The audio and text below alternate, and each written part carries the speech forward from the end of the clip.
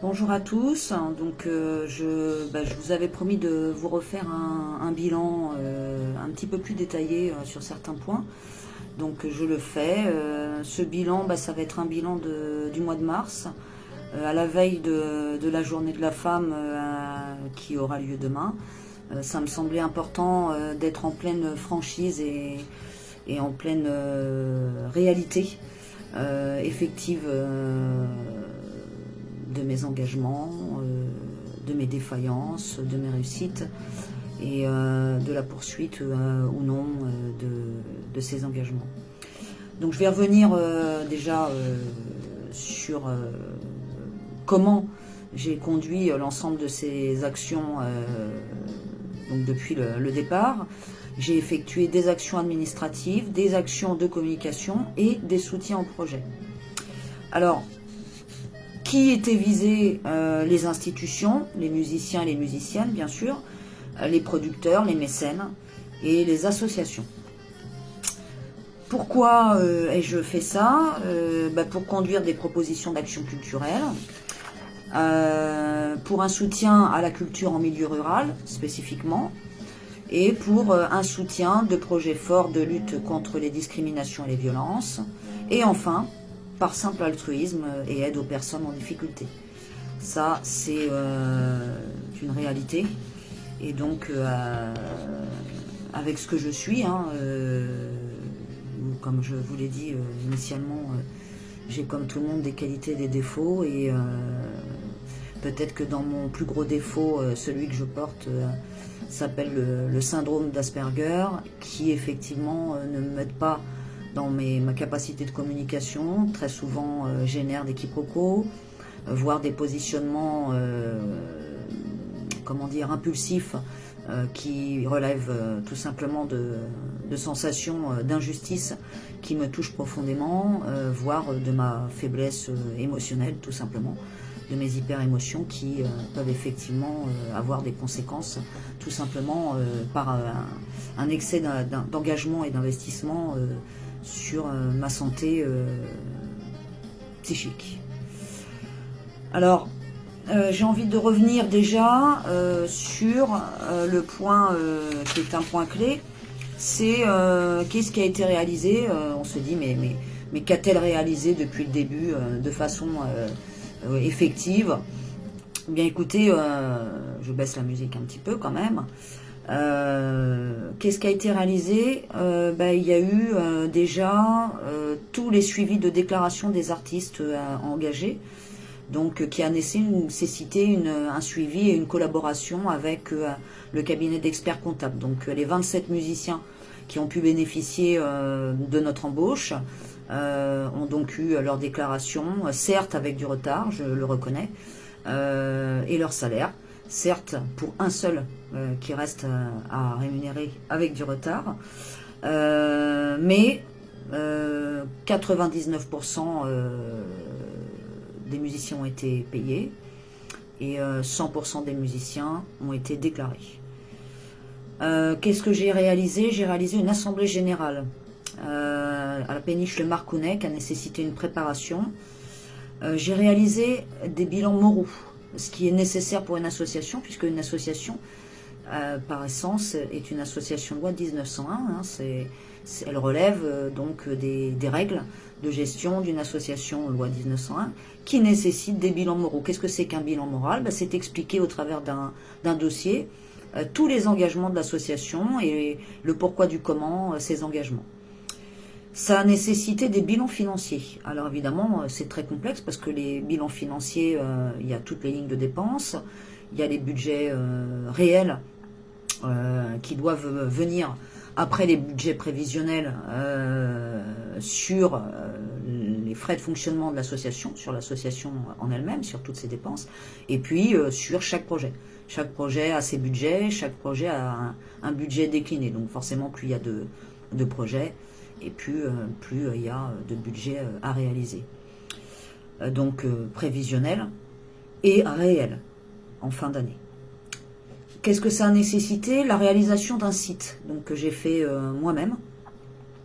Ça veut dire tous les éléments de communication qui vont sur ce site, hein, toutes les présentations infographiques, puisqu'il n'y a pas de site s'il n'y a pas de rédaction, et il n'y a pas de site s'il n'y a pas d'images, de photos, de présentations, d'affiches, de tout ce qui va justifier des actions qui ont été conduites et comment.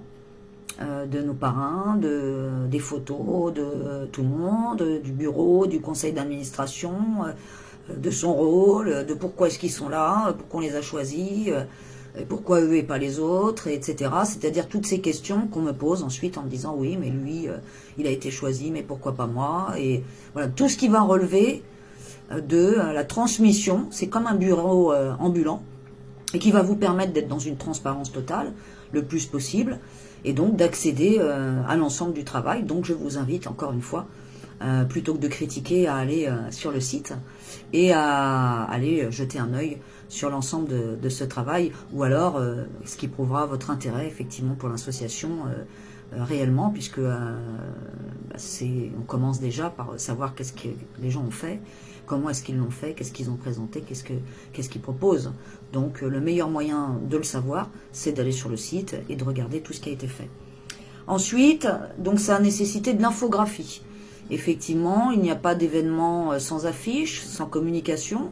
Il n'y a pas d'événement sans teaser. Il n'y a pas d'événement aujourd'hui. On a une nécessité dans le milieu culturel, mais pas que d'ailleurs, hein, dans tous les milieux où il y a des projets qui se mettent en place, ça nécessite du travail de réalisation d'outils de communication. Et donc, ces outils de communication, ça prend des dizaines et des dizaines d'heures. Parfois, ça ne sert à rien, parce qu'en définitive, les interlocuteurs qui sont concernés n'aiment pas, ou préfèrent que vous recommenciez, ou le lettrage, ou la couleur, ou le jaune, ou le rouge. Bon, voilà, les nécessités donc de l'infographie. Je ne suis pas infographiste, mais je me démène pour essayer de faire de mon mieux pour proposer des choses. Effectivement, c'est pas parfait, quoi. Donc, j'aurai un budget entièrement dédié à l'infographie. Je payerai des délégataires. Alors, parfois, c'est moi qui les ai réalisés, et parfois, il y avait des fonds que je dédiais, et qu'effectivement, je payais des délégataires pour certains projets. Ça nécessite un suivi sur tout ce qui est communauté management. Donc, vous savez bien, puisque vous êtes sur Facebook, Instagram, Twitter, TikTok, les blogs, et j'en passe et des meilleurs. Donc tous ces outils de communication où on passe des heures derrière notre écran et où effectivement on communique avec tout le monde. Alors parfois c'est uniquement dans un intérêt personnel, hein, d'annoncer nos concerts, nos sorties d'albums, tout cela est très individuel. Et puis parfois c'est collectif, donc d'annoncer des festivals, des événements. Et parfois, c'est aussi collectif, c'est-à-dire d'annoncer le projet des autres et de s'occuper de soutenir en fait nos collègues avec le plus de bienveillance et le plus d'altruisme possible. Encore une fois, je ne suis pas non plus communauté manager, donc je n'ai pas cet exercice avec un diplôme réalisé à la faculté de sciences humaines ou dans une école privée comme les jeunes aujourd'hui peuvent le faire. Donc je ne suis pas une spécialiste, je fais les choses avec parfois un instinct, parfois avec des tutos comme tout le monde, et j'essaye de suivre les conseils des uns, des autres, qui parfois sont contradictoires.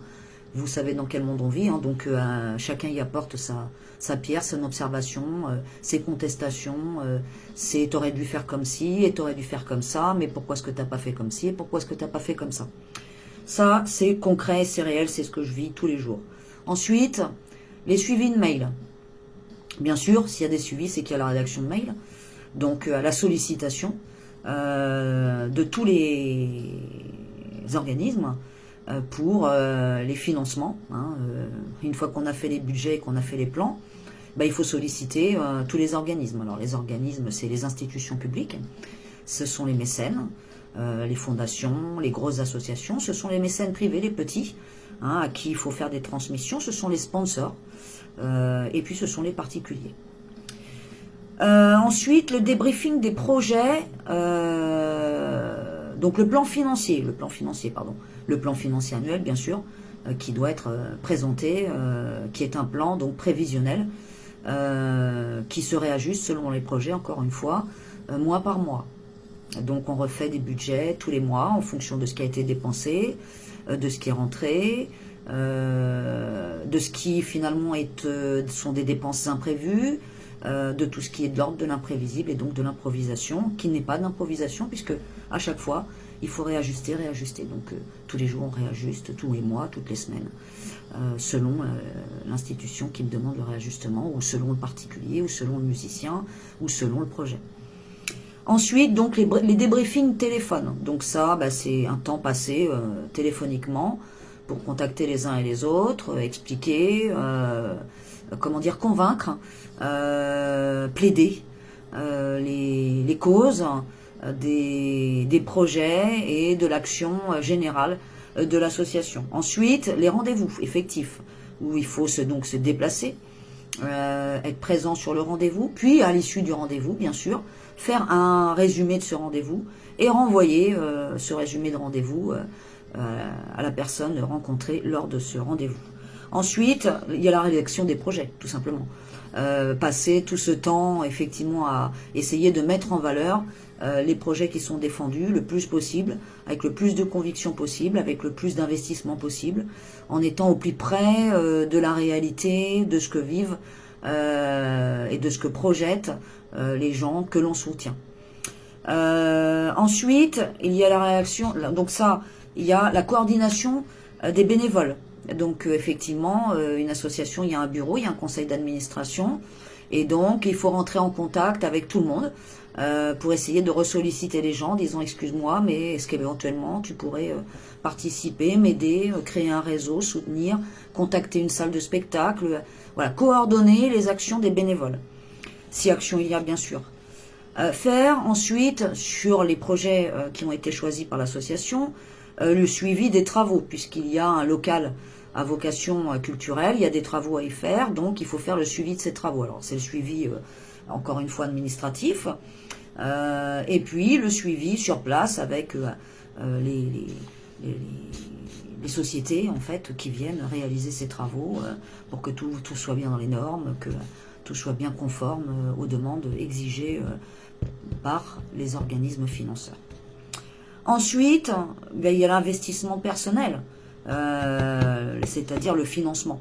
Ça veut dire que ça nécessite que de mon RSA, je sorte des fonds, puisque je ne suis pas, contrairement encore une fois à ce que peuvent imaginer de nombreuses personnes, je ne suis pas riche, je ne suis rien du tout, puisque je suis orpheline de parents depuis de très nombreuses années, j'étais très jeune, que je n'ai pas eu de succession, que je n'ai eu de succession de personne, ni de grand-mère, ni de grand-père, ni de personne, que je n'ai aucun soutien familial et que je me débrouille par moi-même, seul face à moi-même. Voilà. Donc, seul face à moi-même, quand j'avais un salaire, j'investissais mon salaire. Quand j'avais du Pôle emploi, j'investissais le Pôle emploi. Et quand je n'avais plus rien et que je n'avais plus que le RSA, eh bien j'investissais le RSA. Puisque quand je me vois opposer des refus de financement d'institutions, de producteurs, qui chacun plaide leur cause, hein, bien sûr, les uns les autres sur leurs difficultés respectives, imaginez donc l'empathie qu'ils peuvent avoir quand je leur explique que moi je finance quasiment, allez, on va dire 80% des actions avec les miettes de mon RSA, voire un endettement que j'engage tout à fait volontairement. Je ne me positionne pas en victime, jamais, et je ne le ferai jamais. Voilà, donc ensuite, il y a les courriers, les dizaines et dizaines et dizaines et dizaines de courriers rédigés en français, en anglais, avec un mauvais anglais, certes. On peut encore une fois me faire des dizaines de reproches, les fautes d'orthographe, quelques fautes de syntaxe, une relecture rapide à 3h ou 4h du matin. Alors j'ai eu ça, hein, mais tu n'as tout de même pas envoyé des courriers avec cette faute d'orthographe sur la première page d'un secrétaire, effectivement, qui en avait fait 3 dans l'année et qui, sous prétexte qu'il en avait fait 3, se sentait investi à tel point que les 40 que moi j'avais pu faire ont été visés sur leur orthographe ou sur leur syntaxe. Je parle aussi de la lecture de rapports, puisque quand on a une association et qu'on est président, il faut quand même connaître un petit peu le sujet qu'on aborde, hein, c'est quand même le minimum, pour pas se retrouver dépourvu d'argumentaire et arriver avec un argumentaire qui n'a aucun sens et aucun fondement. Comme c'est pas le système de mon cerveau d'Asperger il est sur les centres d'intérêt, il a des centres d'intérêt, donc il ne peut pas s'empêcher, quand il aborde un sujet, d'aller en profondeur, et donc s'il y a 40 rapports à lire, de lire les 40 rapports. On ne s'économise pas le frais de travail, hein, donc PDF, PDF, PDF, PDF, et puis les rapports ils vont de 22 pages à 360 à 400 pages, où effectivement hein, certains, on peut le voir hein, au sein de nos institutions, fournissent un travail colossal en matière de bilan et de transmission. Alors parfois c'est pour masquer un énorme brouillard évidemment des choses qui relèvent de l'illégal, hein. Certaines institutions se reconnaîtront, certains syndicats ont déposé des plaintes à ce sujet, donc vous pouvez avoir des rapports qui sous toute façade ont l'air d'être tout à fait vendeurs et qui en réalité masquent tout un tas de détournements ou de conflits d'intérêts ou d'autres délits très connus de nos associations et donc très connus des institutions bien sûr, parce que ce n'est pas des choses que j'invente, vu qu'il y a des lois. A priori, s'il y a des lois qui ont été faites pour punir ces délits, c'est que les délits existent par essence. Et donc, qu'est-ce que ça nécessite? La rédaction aussi d'un lancement d'alerte, donc un lancement d'alerte de 40 pages, hein, qui visiblement a été compris de certains, incompris de d'autres personnes, donc compris, alors je suis très fière et très contente de le dire, de 2 ministères qui ont pris acte avec une synthèse d'une dizaine de lignes de ce que je soulevais comme problématique, puisqu'il s'agit du ministère de la Culture et du ministère des Finances qui ont pris acte de ce lancement d'alerte de façon très explicite dans leur courrier.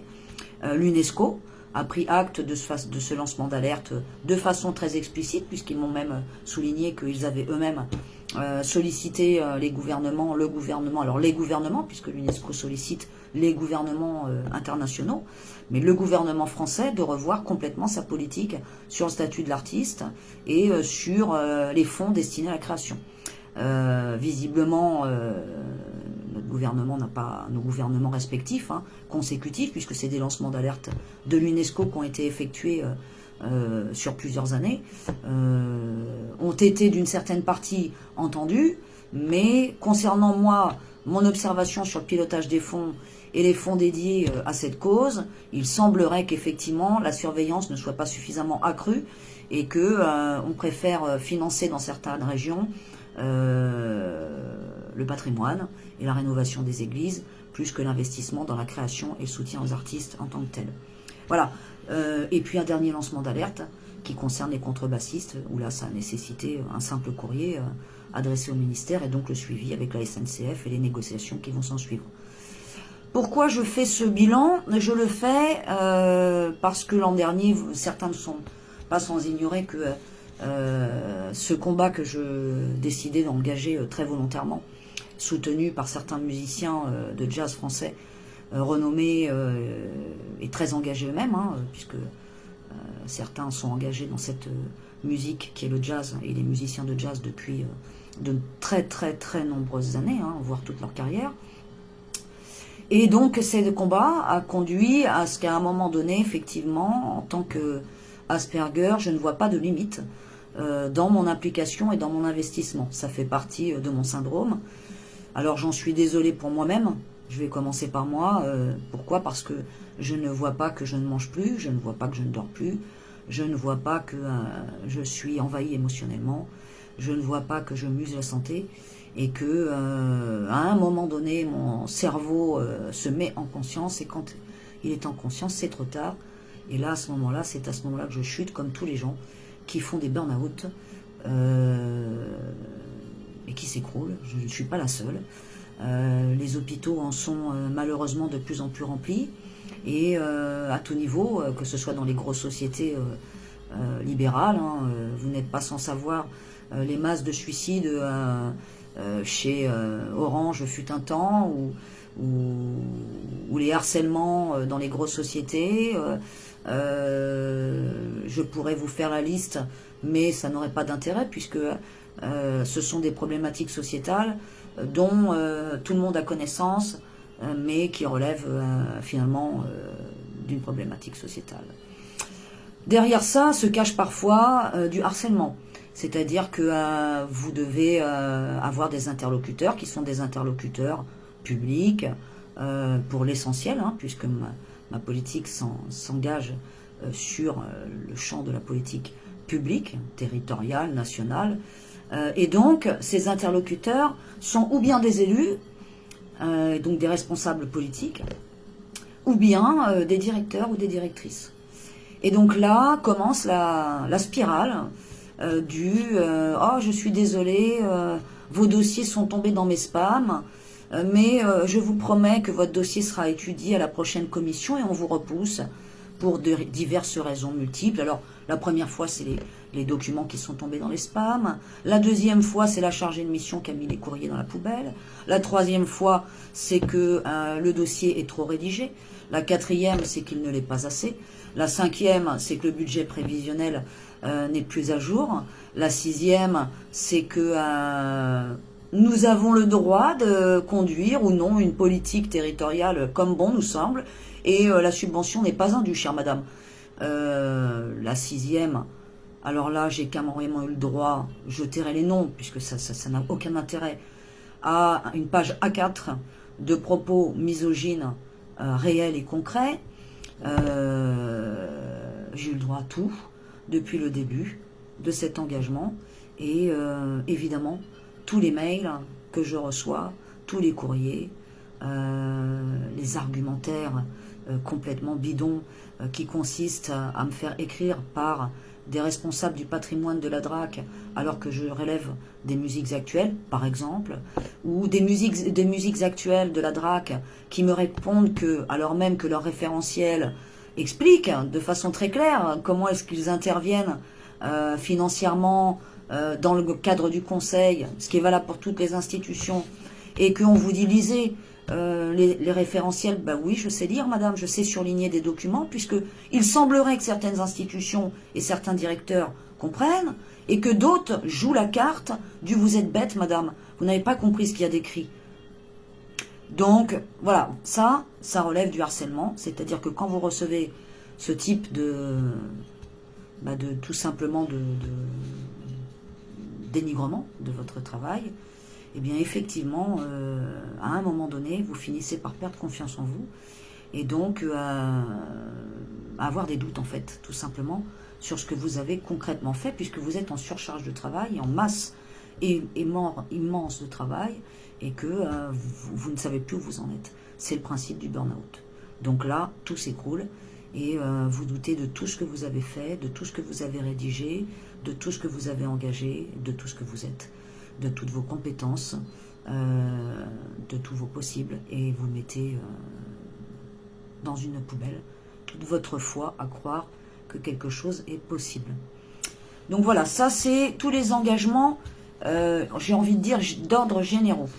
Si je prends dans le détail, donc la liste des fondations qui, par exemple, cette année ont été sollicitées au mois de décembre pour, donc je le rappelle, les 4 projets soutenus par l'association, qui sont donc le local à vocation culturelle, le projet Transart, qui est donc une course transatlantique qui a pour objectif de soulever et de soutenir toutes les luttes contre la discrimination et les formes de violence. Le projet My Favorite Orchestra, qui est un orchestre d'étudiants dans un conservatoire de province, avec pour objectif la présence de professionnels musiciens du jazz ou du classique, et la possibilité d'étendre ce projet à une ambition internationale auquel ont droit les élèves privilégiés du CNSM, par exemple, ou de l'ONJ, projet qu'ils ont pu voir être financés de par l'élitisme de ces structures, mais qui n'est pas du tout possible et envisageable pour les jeunes étudiants qui n'ont ni la chance d'être sélectionné de façon très sélective, hein, avec des jurys pour accéder donc à ces parcours d'élite, et qui malheureusement à l'issue de leur parcours en province, pour beaucoup abandonneront leurs objectifs ou leurs ambitions musicales et artistiques et passeront un concours à la poste par sécurité de l'emploi. Donc dans ces fondations qui ont été sollicitées, il y a donc GDF Suez, la Fondation FAS, Entreprises et Solidarité, Lagardère, la Fondation Eiffage, la Caisse des dépôts, BNP Paribas, Auchan, Air France, Mécénova, la Maïf, De Citre, Cœur à l'ouvrage, Fondation UP, Transdev, Fondation Solidarité, la SNCF, RTE Fondation, Méchert, Fondation Orange, MMA, La Poste, Fondation Hippocrène, la RATP, EDF, Entreprendre pour aider, Engagement Média France TV Info, M6, Crédit Mutuel, FDF, c'est-à-dire la Fondation de France, le Crédit Mutuel, Carasso, le Crédit Coopératif, le Casino, Bouygues, Berger, l'Abbé Pierre et l'Adrica. Voilà, ce sont les fondations qui ont été sollicitées. Les presses spécialisées, radio, presse écrite, web TV.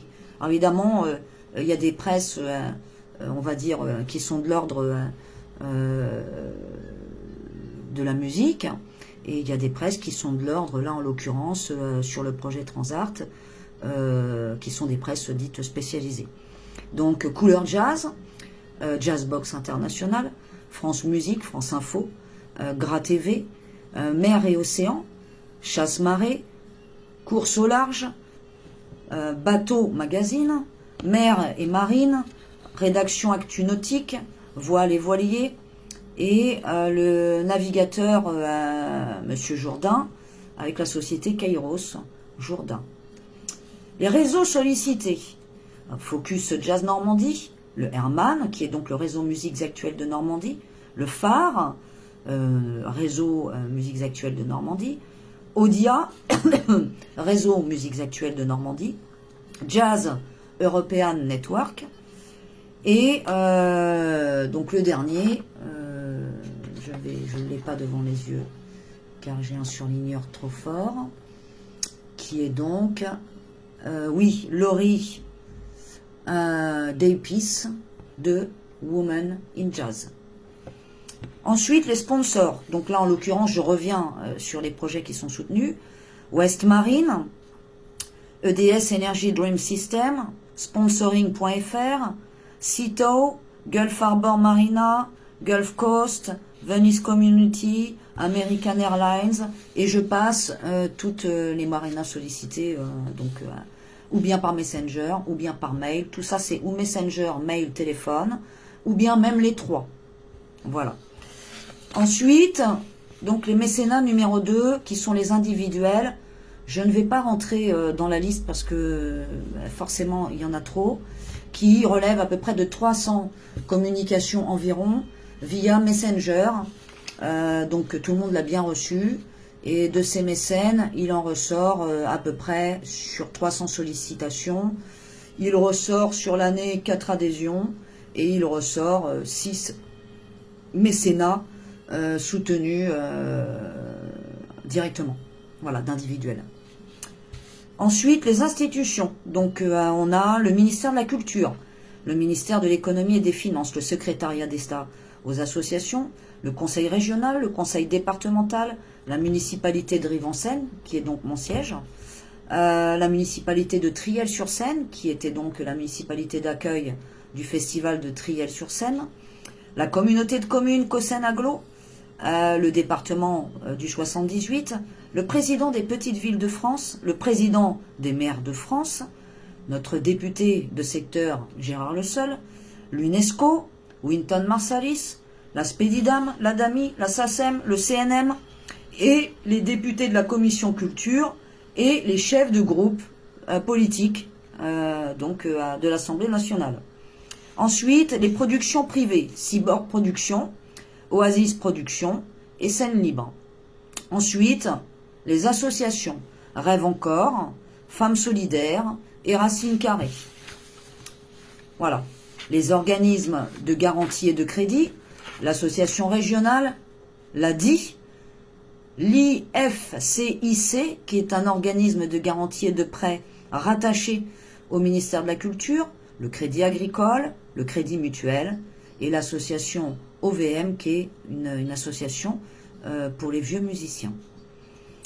Les organismes d'aide, qui sont le fonds PEPS, certains connaissent, donc là qui nécessite, évidemment sur l'embauche de 27 musiciens, pour effectuer, comment dire, un retour auprès du ministère de l'économie et des finances et de lui dire, excusez-moi monsieur le ministre, mais sur 27 musiciens, 0 auront reçu une aide. Et vous savez pourquoi?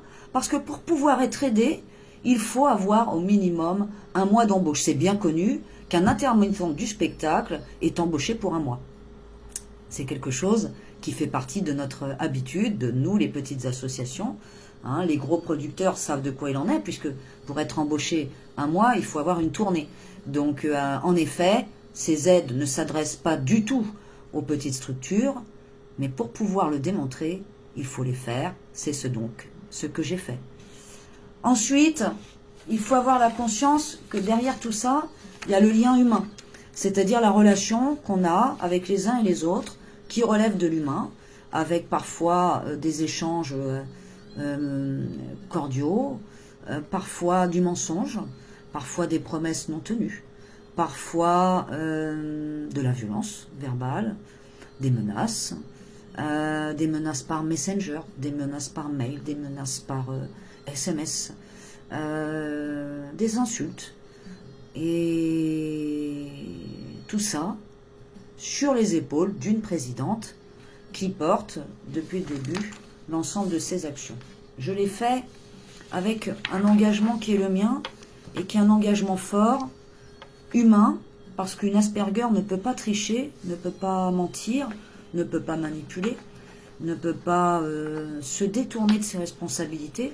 Et c'est donc pour ça qu'aujourd'hui je vous fais ce bilan, pour vous dire que je vais conduire mes actions jusqu'à fin juin, et qu'à la fin du mois de juin, toutes ces actions que je vous ai énumérées, qui ont été effectivement faites, dont je viens ce matin d'imprimer l'ensemble des mails, que ce soit les mails de sollicitation ou les échanges avec les uns et les autres, Messenger, mail, SMS, qui relèvent du privé et qui bien sûr ne seront jamais édités, sortis, publiés, car je n'ai pas du tout ce choix humain de faire cette chose horrible, mais qui a été fait cet été par certains musiciens peu scrupuleux ou certaines personnes. Bon, ça c'est dans des dossiers qui sont archivés et qui ne seraient utilisés qu'en cas de procédure à mon encontre, ou de choses que j'aurais à justifier auprès de tribunaux, puisque vous n'êtes pas sans savoir qu'une présidente porte la responsabilité de l'association, qu'elle soit financière, qu'elle soit sur les dettes, ou qu'elle soit sur la morale. C'est pour ça qu'on a des bilans moraux à faire, et c'est pour ça qu'on a des bilans financiers. Voilà, donc tout cela pour vous dire que si à la fin du mois de juin, effectivement, toutes ces démarches que j'ai conduites et que je vais continuer à conduire avec toute ma bonne foi et mon engagement, toute ma bonne volonté, mes émotions, parfois ma fatigue, et puis aussi, je ne vais pas vous mentir, hein,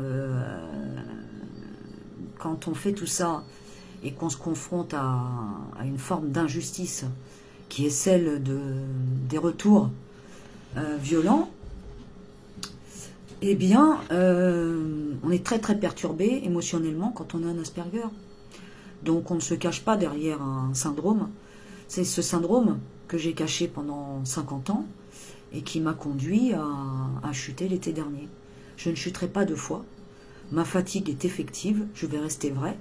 Je ne cacherai pas mes larmes ou ma fatigue ou mes sentiments, parce que notre société consiste à mettre des masques, à donner des apparences, à avoir des façades, et que si je m'engage par des tas de posts que j'effectue sur les réseaux sociaux, comme vous tous, avec des citations, les engagements de nos maîtres, des reportages que j'ai pu poster sur Wayne Shorter, sur John Coltrane, sur Martin Luther King, sur toute la forme d'engagement de tous ces grands maîtres du jazz. J'ai aussi la conscience qu'il y a la parole de ces grands, et puis qu'il y a ceux qui mettent en application, soi-disant sur le terrain, cette parole, et que là, ça relève de l'ordre du surréaliste. Entre la morale et la mise en application de cette morale, croyez-moi, vous seriez surpris de certains retours. Voilà, donc je voulais mettre les choses à plat, être très clair. Si à la fin du mois de juin, en effet, toutes les démarches que j'ai entamées, j'ai envie de dire depuis 3 ans, puisque au final, même si l'association, les statuts ont été déposés au mois de juin, les actions avaient déjà démarré avec un collectif depuis le mois de février, puisque c'était depuis le 7 février à la mort de Bobby Few. Donc ça fera 3 ans. 2 ans d'association déclarée et 3 ans d'action conduite. Si à la fin du mois de juin, donc toutes ces actions n'aboutissent à aucun soutien, comme ça a été le cas de l'année dernière, ou qu'il faut que je m'arrache les tripes pour avoir le droit à quelques miettes, pendant que certains vont percevoir des fonds en quantité massive, alors même qu'ils n'en justifient rien de légal, ou que cela relève de l'intérêt général erroné. Quand je dis erroné, ça veut dire délictueux, et que cela relève des conflits d'intérêts, et que tout cela est bien concret, bien réel, et que j'en ai les preuves, et que j'en ai la source même et officielle, voire même du mépris. C'est-à-dire que 80% vous employez des mails, on ne vous répond pas. On n'a même pas la politesse d'acter que vous avez envoyé un mail, de vous dire ah bah écoutez, vraiment merci pour votre mail. Sur toutes les fondations que je vous ai citées, j'ai 6 retours par mail, et des retours, un seul retour. Alors souvent sur ces retours, c'est négatif, et c'est négatif parce que les demandes ne rentreraient pas dans le type d'action. Donc là, il faudrait repartir sur de la négociation, de la discussion pour leur dire mais si, mais lorsqu'on fait des masterclass, ça relève de l'éducatif. Lorsqu'on fait un projet qui décline l'intervention des élèves de conservatoire, ça relève quand même de l'éducatif. En quelque sorte, c'est de l'éducatif musical, mais c'est de l'éducatif. Ah bon, d'accord, ah bah oui, effectivement, je n'avais pas compris. C'est que vous n'êtes pas très explicite. Très souvent, on vous dit vous n'êtes pas explicite, alors que tout est inscrit. Et que d'ailleurs, la preuve, c'est que certains comprennent. Donc si certains comprennent, je pense que tout le monde peut comprendre. Je pense que la mauvaise foi, parfois, est très présente. L'inversion accusatoire aussi est extrêmement omniprésente. Tu n'as pas fait ci, tu n'as pas fait ça, tu as mal rédigé ci, et ça c'est pas explicite, et ça c'est pas ci, et ça c'est pas ça. C'est tout le temps, tout le temps, tout le temps. Et aujourd'hui, je suis arrivée à la limite de l'année dernière, sauf que cette limite, je ne l'atteindrai pas. Donc si à la fin du mois de juin, en effet, on se moque de moi auprès des institutions, que des dossiers déposés en octobre ne sont toujours pas traités début mars, sous des prétextes bidons, puisque personne ne revient vers vous, et que vous vous rappelez une fois, 10 fois, 15 fois, 20 fois, que vous renvoyez des mails une fois, 10 fois, 15 fois, 20 fois, et qu'à l'issue de ça, vous êtes épuisé. Et que c'est cet épuisement qui a conduit, plus la violence, à mon burn-out l'année dernière. J'ai des enfants, j'ai 4 garçons, je suis grand-mère d'une petite fille, et effectivement, j'ai pas l'intention de mettre ma vie en péril. J'ai déjà mis ma santé une première fois en péril.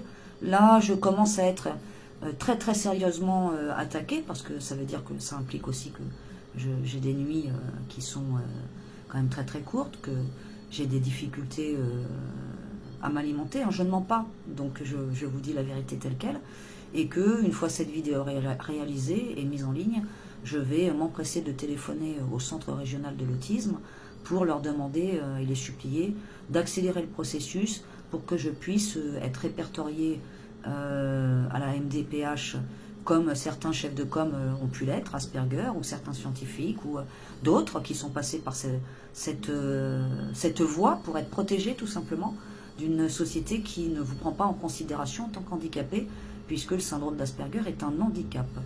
Donc à tous ceux qui continuent à m'accabler, à m'acculer, alors que je passe des heures et des heures et des heures derrière un bureau et que je préférais avoir une vie normale comme tout le monde, l'engagement ne mérite pas de mourir. Contrairement à ce qu'on a pu m'écrire, puisque c'est des choses qu'on m'a écrites, tu mérites de mourir, tu mérites de tout perdre, tu mérites de perdre tes enfants, on te poursuivra, on viendra jusque en bas de chez toi. J'ai eu ça. Tout cela ne sont pas des mensonges, ce sont des messengers, ce sont des SMS, et c'est une réalité effective de ce que j'ai vécu concrètement. Voilà, donc mon engagement s'arrêtera au mois de juin. Et effectivement, si je n'ai pas équilibré les comptes et si je n'ai pas réussi à mener toute cette politique soutenue réellement par des élus qui sont en pleine conscience et qui ne sont pas pervers et qui n'attendent pas qu'une seule chose, c'est que je m'explose. Comme ça, il n'y aura plus de revendications pour le jazz. Eh bien, on pourra laisser la main à ce moment-là à ceux qui la possèdent déjà depuis 40 ans. Et j'abandonnerai effectivement mon combat, parce que je pense que j'aurais donné suffisamment. 3 ans, c'est le nombre d'années pour une entreprise privée de projection, et quand ça marche, on reporte à 5. Donc, en l'occurrence, je m'arrêterai au bout de 3 ans, et je ferai donc une liquidation de l'association, puisqu'il y a des dettes, que j'ai des dettes personnelles, que j'engagerai donc un dossier de surendettement personnel, et que je partirai travailler sur la deuxième chose que je sais faire, la troisième, pardon, après être musicienne, enseignante, après avoir été administratrice d'association, eh bien, je sais faire du ménage. Donc, je ferai ce que j'ai déjà fait une première fois dans ma vie, ASH, ou femme de ménage pour des personnes âgées, ou dans des maisons de retraite. Je mettrai mon ego, que certains pensent que j'ai, dans ma poche, et j'irai travailler pour payer des dettes collectives, pendant que d'autres iront gémir dans leurs appartements à 500 000 euros, hérités de leurs parents, de leurs grands-parents, et d'autres avantages de vie auxquels ils ont pu prétendre en ayant des postes avec des rémunérations suffisantes, ce qui n'a pas été mon cas, puisque moi très souvent en fait on voyait la gentille, et donc mes contrats n'étaient pas respectés, donc mes heures de préparation non payées, ce qui m'obligeait à faire appel à un inspecteur du travail et aller au prud'homme à plusieurs reprises, etc. Donc c'est mon ultra gentillesse qui faisait que je ne disais rien, et puis qu'à un moment donné je subissais, et que je voyais que toute ma famille et mon système familial s'écroulaient, et que là je réagissais souvent trop tard. Et donc voilà à quoi a conduit mon syndrome, à superposer les échecs sociétaux, ce que je ne considère pas comme des échecs personnels, et c'est pour ça que je m'arrêterai avant de considérer que je suis une personne incompétente, ou d'entendre tout un tas de diffamations sur mon dos, de ne pas savoir faire. Donc tout sera accessible sur le site. Évidemment, ce qui a le droit d'être diffusé, c'est-à-dire les courriers officiels et légaux, les mails, les sollicitations auprès des fondations, auprès des sponsors, auprès des producteurs, tout ce qui relève du professionnel pur, tout ce qui relève de l'échange personnel avec les uns et les autres, évidemment, ne sera jamais divulgué, mais est archivé. Ben voilà, je voulais vous faire tout ce petit bilan face à... J'ai comme eu un pressentiment finalement ce week-end, en disant que rien ne serait comme avant après la mort de Wayne Shorter. Et pour ma part, hier j'ai eu une chance extraordinaire, c'est d'avoir un moment dans mon après-midi, pour la première fois depuis 9 mois, à sortir de chez moi et à aller dans un haras avec des chevaux, où j'ai passé mon temps avec les chevaux qui m'ont réconforté. Vous voyez, on a des réconforts des animaux plus que de certains humains. Et à me poser dans des endroits absolument improbables qu'un ami que je ne nommerai pas m'a permis de découvrir, et qui a été un moment de 2 heures de ma journée qui ne m'était pas arrivé 2 heures, 3 heures. C'est énorme. Depuis 9 mois, puisque, et je n'ai envie de dire même depuis 3 ans, puisque je n'ai pris aucune vacance, et que les seules vacances que j'ai prises, c'est une semaine où je dormais du matin au soir, et où je prenais mon violon 3 heures. Donc je ne me positionnerai jamais en victime, je raconte juste la réalité de ce qu'est un engagement de président ou de présidente, certes excessive dans son investissement, tout simplement parce qu'elle porte un syndrome, et que je ne me cache pas derrière mon syndrome, je le mets en avant pour vous dire que aujourd'hui, mes psys ou ceux qui m'écoutent dans mon quotidien m'ont fortement conseillé de ne pas retourner là où j'ai eu mal l'année dernière, et donc je n'y retournerai pas. Je me laisse donc jusqu'à fin juin, et à la fin du mois de juin, toutes les décisions seront donc prises. Voilà. Je vous remercie de votre écoute et je vous souhaite bon courage. Et pour cette journée de la femme demain, j'ai rendez-vous donc avec mon maire de Rive-en-Seine, avec qui je vais discuter d'une éventuelle concertation autour du Festival du Jazz des Laudes que je propose depuis donc 3 ans, ainsi que de la politique culturelle concertée et de la place du jazz sur notre territoire par l'intermédiaire de cette maison du jazz et de ce centre, on va dire, d'activité culturelle proposé en milieu rural. Je tiens à rappeler que 63 communes de cette communauté de communes ont été sollicitées et qu'une seule a répondu par courrier. Voilà. Je vous souhaite tout le bonheur du monde. Je n'ai aucune haine et aucune rancune. Je ne me porte pas en victime. Et je n'ai qu'un souhait, c'est être dans la paix et réussir pour ceux pour qui je me suis engagée et dont je sais qu'ils portent aujourd'hui une fragilité financière, dont je suis en partie responsable, puisque fatalement, si je soutiens un projet et que je n'arrive pas à obtenir de toutes ces personnes que j'ai sollicitées, de ces fondations, de ces mécènes et de ces institutions, que je n'arrive pas à avoir de retour financier, inévitablement, les projets soutenus se voient en péril, ce qui est donc le cas. C'est le cas, alors quand c'est sur un local, ça impacte évidemment sur les travaux, donc les sociétés qui ont fait les travaux.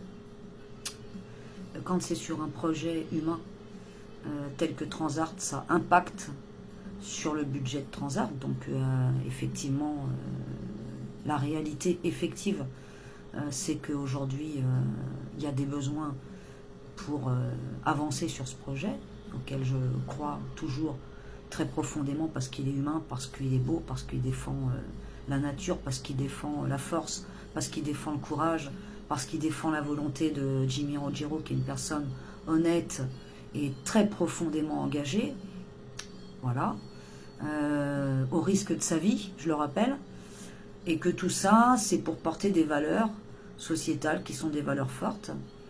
Bon, que moi, mes arrangements, j'ai passé des heures et que je les offre à l'association et aux étudiants d'un conservatoire, j'ai envie de dire, c'est un détail par rapport au fait de risquer sa vie en mer. Je ne risque pas ma vie, malgré tout, je suis derrière un ordinateur.